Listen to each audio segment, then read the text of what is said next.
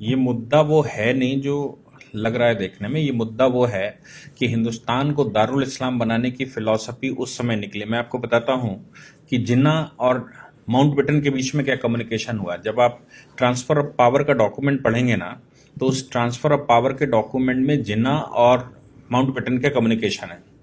जिन्ना कह रहा है कि हिंदुस्तान मुसलमानों से तुमने अंग्रेजों ने लिया था और मुसलमानों को वापस क्यों नहीं करोगे, मुसलमानों से वापस लिया था, मुसलमानों को वापस क्यों नहीं करोगे। ये जिन्ना की पॉलिसी है। इसलिए हमको यहाँ का राष्ट्राध्यक्ष घोषित किया जाए। लेकिन उस समय ये संभव नहीं था क्योंकि आंदोलन में तो कांग्रेस पार्टिसिपेट कर रही थी, कांग्रेस उसमें मेल रोल पे थी और कांग्रेस लीडरशिप ही अंग्रेज से लड़ रही थी। पूरी उस समय की कांग्रेस लीडरशिप मतलब देश की लीडरशिप। कांग्रेस आज की कांग्रेस से उसको कंपेयर मत करिएगा। तो कांग्रेस मतलब आंदोलन में। तो अब जिन्ना को कैसे सत्ता ट्रांसफर हो जाएगी, वो कांग्रेस भारी है। तो जिन्ना ने एक प्रस्ताव दिया कि हमको एक छोटी सी जगह हिंदुस्तान के अंदर दे दो जहां से मैं दारुल इस्लाम बना लूंगा। उस पॉलिसी के तहत हिंदुस्तान में इसका बंटवारा हुआ, पाकिस्तान दिया। पाकिस्तान ने कंसिस्टेंटली अपनी पॉलिसी जो शुरू की वो डे वन से यही थी कि हिंदुस्तान को कैसे दारुल इस्लाम बनाना।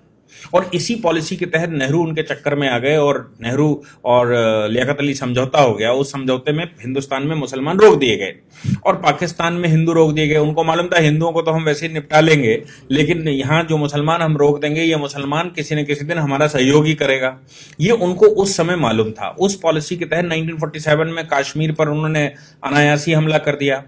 1962 में चाइना से हमारा वॉर हुआ, हम थके बड़े बैठे हुए थे। 1965 में बिना किसी कारण के, नेहरू के मरने के बाद जब शास्त्री जी सत्ता में बैठे तो शास्त्री जी के खिलाफ अपने आप उन्होंने युद्ध कर दिया बिना किसी कारण के।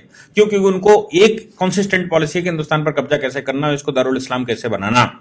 अब इस दारुल इस्लाम बनाने की पॉलिसी में ही उन्होंने वो कारगिल का षड्यंत्र रचा। उसके बाद फिर उन्होंने इनडायरेक्ट टेररिज्म भेजा और टेररिज्म भारत में फैलाया। फिर वहां से उन्होंने बाया दुबई रूट, बाया और तमाम तरह के रूटों से हिंदुस्तान में मुस्लिम पॉपुलेशन कैसे बढ़ाई जाए इसकी व्यवस्था, और हिंदुस्तान के मुसलमान को कैसे बरगलाया जाए और इस्लाम के नाम पर हिंदुस्तान में कैसे डिस्टर्बेंस किया जाए, इसके लिए उन्होंने भरसक वहां से प्रयास करना शुरू किया। हिंदुस्तान में पॉपुलेशन कैसे बढ़े, इसके लिए वहां से इस्लामिक स्कॉलर्स भेजे जिन्होंने भारत में आकर कहा ये तो अल्लाह की देन है और पॉपुलेशन तो अल्लाह देते हैं, ये वही दे रहे हैं, वही खिलाएंगे। ये सब दुनिया भर की बात थी। इस पॉलिसी को भारत में फल फूल में 70 वर्ष लगे और खूब फल फूल गया। समस्या ये आई कि 2014 में जो सरकार बैठी, उस सरकार ने इस पॉलिसी को कंट्रोल करने के लिए कुछ काम करना शुरू किया। लोग कहते हैं कि आपने ये 370 2019 के बाद क्यों हटाया, आपने ट्रिपल तलाक 2019 के बाद क्यों हटाया, आपने, ये दुनिया भर की बातें। सोच कर देखिए कि सरकार उस समय कैसे बैकग्राउंड बना रही थी, कैसे वो ग्राउंड बना रही थी और उसने क्या क्या किया। आप सोचिए कि जो नोटबंदी हुई, उस नोटबंदी में सबसे ज्यादा आहत कौन हुआ? जो व्यक्ति लीगल सिस्टम में नहीं था, जो अरबियन कंट्री से पैसा आ रहा था, जो पाकिस्तान से फेस करेंसी आ रही थी, जो हिंदुस्तान में करेंसी लाकर दुनिया भर का खेल खेला जा रहा था, वो सारा पैसा कूड़ा हो गया। और कूड़े का मतलब ये हो गया कि वो लोग जो पाकिस्तान सपोर्टेड थे, बिना किसी रिटर्न भरे, बिना किसी लीगल सिस्टम में आए पैसा लगा रहे थे, उनका पैसा सब रद्दी हो गया। आज अगर वो पैसा होता सीएए के विरोध के दौरान, तो आप सोच सकते हैं कि हिंदुस्तान का क्या हाल होता। आज तो हिंदुस्तान में केवल पत्थर बचा है फ्री का, वो पत्थर चल रहा है। लेकिन अगर पैसा होता तो क्या होता? दूसरी उनकी बात जो वो करना चाहते कि हिंदुस्तान में पॉपुलेशन बढ़ाएंगे, दारुल इस्लाम बनाएंगे, गजबाए हिंद लाएंगे, ये सारी बातें जो उनके दिमाग में थी, उन सब पर 2014 के बाद रोक एक एक करके लगनी शुरू हो गई। क्योंकि उन्होंने कहा सब लीगल सिस्टम में आएंगे, नोट भी लीगल सिस्टम में आएगा, व्यापार भी जीएसटी लीगल सिस्टम में आएगा, भारतवर्ष से इंपोर्ट और भारतवर्ष में आने वाला पैसा, आपको याद है 20,000 एनजीओ एक साथ बंद की गई थी। फिर उसके बाद लगातार भारत में जितनी एनजीओ इस तरह के काम करती थी सब पर बैन लगा दिया ताकि विदेशी पैसा ना आए। तो ये पॉलिसी 1947 से जो अडॉप्ट की गई, वो पॉलिसी भारत में फल फूल रही थी। 2014 की सरकार के बाद उसने इन पर सब पर धीरे धीरे एक एक करके बैन लगाना शुरू कर दिया और नतीजा ये निकला कि अब जो दारुल इस्लाम दिमाग में चढ़ा था ना कि इसको दारुल इस्लाम बनाना है, वो तो अब इंप्लीमेंट ही नहीं हो सकता। क्यों? क्योंकि फाइनल स्टेज पर उन्होंने ये और कह दिया कि हम हिंदुस्तान में एनपीआर एक पॉपुलेशन रजिस्टर बनाएंगे, सबका डेटा मेंटेन करेंगे। अब ये जो पाकिस्तान, बांग्लादेश और दुनिया भर से मुसलमान लाया गया था, किसी ने किसी साधन से यहां पर रखा गया था, उसने यहां शादी ब्याह कर लिए, 20-20 बच्चे पैदा कर लिए। अब वो सब क्वेश्चन मार्क लग गया। तो जो भी सरकार ने किया उसके लिए उसने बैकग्राउंड तैयार किया पहले 5 साल, और 5 साल के बैकग्राउंड के बाद 2019 में उसने काम करना शुरू किया। तो अब जो भी रिपरकेशन हो रहा है, जो भी हिंदुस्तान के अंदर विरोध हो रहा है, उसका मेन कारण है कि आज अगर सरकार पीछे न हटी तो हमारे जो दारुल इस्लाम दिमाग में बैठा हुआ है उसकी पॉलिसी एक एक करके सब फेल हो जाएगी।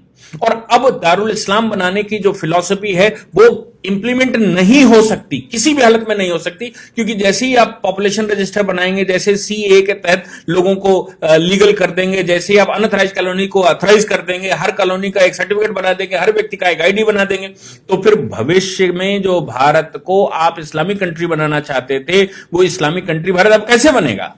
क्योंकि इस्लामिक कंट्री नहीं बन सकता, इसलिए आज इसका विरोध करके वो कोशिश कर रहे हैं किसी न किसी तरह से भारत की जो सरकार है आज की, इस सरकार को हिला दिया जाए, ताकि हमारी जो पॉलिसी पिछले 70-75 साल से चल रही थी with the support of Pakistan and Bangladesh, वो पॉलिसी इंप्लीमेंट हो जाए और 10 वर्ष केवल और रुक जाइए। आज के पॉपुलेशन के जो डेटा हैं वो ये कह रहे हैं कि अगले 10 वर्ष के बाद हिंदुस्तान में 50% पॉपुलेशन होगी। हार्वर्ड की रिसर्च है जिसमें उन्होंने कहा हिंदुस्तान को अब कोई रोक नहीं सकता कि वो इस्लामिक कंट्री ना बने। क्यों? क्योंकि इस तरह का जाल बिछ चुका है। और जिस समय इस्लामिक कंट्री भारत में 50% से ऊपर आबादी मुसलमान हुई, उस समय सारे देश, जो 56 देश मुसलमानों के, जो वहां पर हुआ वही हाल यहां पर भी हो सकता है। इसलिए आज की सरकार अगर उस पर सब पर कंट्रोल लगा रही है, जैसे वो कह रहे हैं कि हम पॉपुलेशन रजिस्टर बनाएंगे, वो कह रहे हैं पॉपुलेशन पर हम बैन लगाएंगे, वो कहते हैं यूनिफॉर्म सिविल कोड लाएंगे, उन्होंने कंटक काटने शुरू कर दिए। 370 एक सेफ मोड था भारतवर्ष में टेररिज्म फैलाने का, 370 हटा दी। भारत में ट्रिपल तलाक के माध्यम से, और भारत में जो निकाह है वो हिंदुओं को निकाह करके लफ्जियात करके हिंदुओं को लाओ, फिर तलाक दे दो और उनको छोड़ दो, फिर दूसरी जो जिनकी शादियां नहीं होती उनसे शादियां करवा दो, उनसे बच्चे पैदा करो, बाद में महिला मरी जाएगी, बच्चे इस्लामिक हो जाएंगे।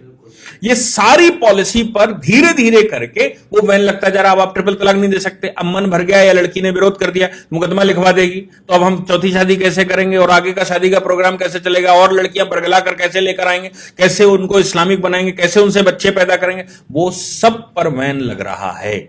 जो प्रॉपर्टियां हाईवेज पर खरीद कर रखी हैं, जो प्रॉपर्टियां दुनिया भर की खरीद कर रखी हैं, उन प्रॉपर्टियों में भविष्य में लिस्टिंग हो रही है, क्योंकि सब आधार से जुड़ जाएगा। तो आपको यह बताना पड़ेगा आप प्रॉपर्टी कहां से लाए, आप तो पंचर की दुकान खोले हुए थे, आपके पास ये 5 बीघे का हाईवे के किनारे कैसे आ गया? ये पॉलिसी, इसी को ध्यान में रखते हुए वो असम का जो वो कह रहा था ना शरीफ इमाम, कि असम की नेक हमने पूरी घर कवर कर रखी है, दोनों तरफ हम लोग हैं और वहां से फौज आएगी तो हम उनको जाने नहीं देंगे। इस पॉलिसी के तहत ही हिंदुस्तान के सारे हाईवेज पर मोस्टली 70% मुसलमानों ने परचेज करके रखा है with the support of the Pakistan और by the route of Arabian countries. और अब उन पर क्वेश्चन मार्क लगने वाला है। तो आप जो 70 साल से बनाए बैठे थे कि हमें इसको मुस्लिम शासन लाना है, हमें यहां इस्लामिक शासन लाना है, वो धीरे धीरे करके मिथक टूटेगा तो विरोध होना स्वाभाविक है। इसलिए आज की सरकार का विरोध इस बात का नहीं, क्योंकि सीएए में तो कुछ ऐसा है ही नहीं ना जो विरोध करने लायक हो। विरोध सिर्फ इस बात का है कि आप जो करने वाले हैं, भविष्य में जो कर सकते हैं, उसका जो आपने प्लेटफॉर्म बनाकर रखा है, उस प्लेटफॉर्म को ही हम चरमरा देंगे। और जिस दिन वो प्लेटफॉर्म गिर जाएगा उस दिन हिंदुस्तान को दारुल इस्लाम बनाने से कोई रोक नहीं पाएगा। बाकी पॉपुलेशन थोड़ी सी बचेगी, जैसे पाकिस्तान में 23% बचे थे, कहीं 27% बचे थे, बाकी वो सब खत्म हो गए ना धीरे धीरे करके। हिंदुस्तान में भी 50% से ऊपर पॉपुलेशन होगी तो धीरे धीरे वो मार देंगे। जैसे कश्मीर में उन्होंने 1989 में किया था कि कश्मीरी पंडितों को पहले समझ नहीं आया, लेकिन जिस समय उनकी पॉपुलेशन बढ़ गई उसने मारपीट के बराबर कर दिया और कश्मीर घाटी खाली करवा दी। हिंदुस्तान भी ऐसी ही पॉलिसी के तहत करने की तैयारी है। बंगाल आप आज का देख लीजिए, बंगाल में प्लेटफॉर्म पर लोग बैठे हुए हैं, ट्रेनें नहीं चलने दे रहे।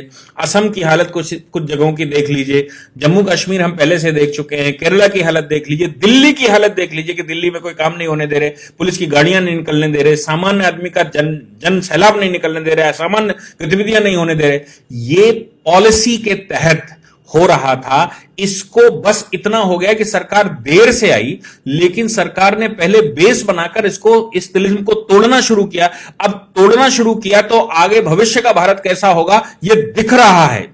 और अगर भविष्य का भारत आज न बना इस सरकार के द्वारा तो हिंदुस्तान समाप्त हो चुका है। जिन्ना की पॉलिसी जिसके तहत उसने पाकिस्तान लिया था और जो उसने कहा था कि एक छोटे से कुनबे को कोने को लेकर हम हिंदुस्तान को पाकिस्तान बना लेंगे, हिंदुस्तान पर शासन ले आएंगे, वो हो चरितार्थ होता दिखाई दे रहा है। अगर आज सरकार को सपोर्ट ना हुआ और आज सरकार ने काम किया, आज अगर रिटेलिएशन ना हुआ, चाहे उसके लिए सरकार को गोलियां चलानी पड़े, चाहे सरकार को कोई एक्टिविटी करनी पड़े, कोई स्टेज आनी पड़े, सीरिया में जैसे आज हो रहा है, करना पड़ा ना, बाद में बम फोड़ने पड़ते हैं ना, बाद में मिसाइलें चलानी पड़ती है ना, तो क्यों नहीं आज चलाते?